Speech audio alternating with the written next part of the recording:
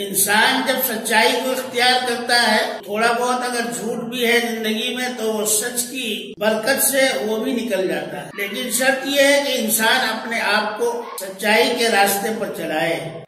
ایک صاحب جو ہیں کسی بزرگ سے جا کر مرید ہو گئے تھے، انہوں نے پوچھا بھائی کیا کام کرتے ہو؟ پہلے تو وہ خاموش رہے، جب زور دے کر پوچھا بھائی صحیح بتاؤ کیا کام کرتے ہو؟ انہوں نے کہا حضرت میں چوری کرتا ہوں۔ تو حضرت نے فرمایا بھائی ٹھیک ہے، تم اپنا کام جاری رکھو، چوری کرتے رہو، لیکن ایک تو نماز نہیں چھوڑنا اور دوسرے سچ بولنا۔ کہ جی بہت اچھا۔ اب اس نے سوچا کہ نماز پڑھنا بھی آسان ہے اور پھر سچ ہی تو کہا ہے حضرت نے کہ سچ بولنا ہے، بس سچ بولیں گے، کوئی بات نہیں، چوری تو کرتے ہی رہیں گے۔ گھر میں آئے، بیوی سے ذکر کیا، بیوی نے کہا تمہارے پیر صاحب کیسے ہیں کہ چوری کی بھی اجازت دے دی اور نماز کی بھی اجازت دے دی؟ انہوں نے کہا پیر صاحب نے تو یہی کہا ہے کہ چوری کرو لیکن سچ بولو، جھوٹ نہیں بولنا۔ اب یہ جب رات کے جب چوری کرنے کا وقت آیا تو اٹھے، اب سوچنے لگے کہ اگر پکڑا گیا میں تو پولیس پوچھے گی کیا کیا تو بتانا پڑے گا کہ بھائی چوری کی ہے، کیونکہ جھوٹ بول نہیں سکتے۔ اور اگر حضرت کی خدمت میں پہنچ گئے تو حضرت بھی پوچھیں گے بھائی چوری کر رہے ہیں یا نہیں، تو وہاں بتانا پڑے گا کہ آپ بھی چوری کر رہے ہیں۔ لیکن نفس نے نہیں مانا، نفس نے کہا یہ تو سب ہوتا رہے گا، بھائی جو کام پہلے سے کر رہے ہیں وہ تو کرنا ہی ہے، گزارا کیسے چلے گا؟ اب یہ صاحب ایک مکان میں گھس گئے، جو بھی طریقہ ہے چور کے گھسنے کا، سب سامان سمیٹا اور جب پوری گٹھڑی باندھ لی، گھر والوں کی آنکھ کھل گئی، آزاد بھی ہو گئی تھی۔ تو یہ صاحب اپنی گٹھڑی سر پر رکھے اور دیوار سے کود کر نیچے اترے۔ آس پاس میں شور ہوا بھائی چور ہے چور ہے، پکڑو پکڑو پکڑو۔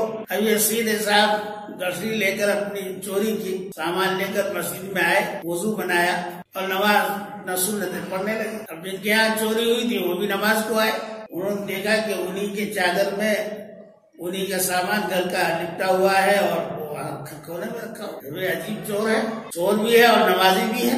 وہ دیکھتے رہے، نماز پڑھنے کے بعد جب یہ صاحب کشتی اٹھا کر چلے تو ان کو پکڑ لیا۔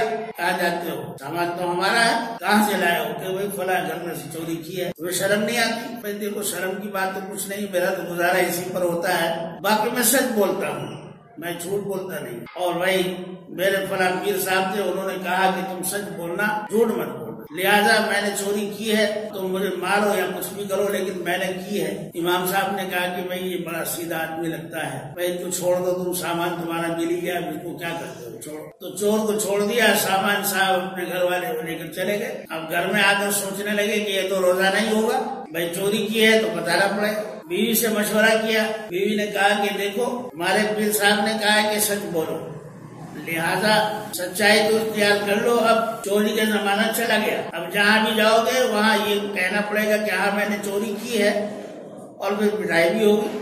آج تو بچ کر آ گئے، لہذا انہوں نے کہا کہ بھئی آپ یہ اسی میں ہے کہ سچائی کو اختیار کیا جائے اور برائی کو چھوڑ دیا جائے۔ تو ان صاحب نے چوری کرنا چھوڑ دیا، میں اس بات پر کہ سچ بولنا پڑے گا۔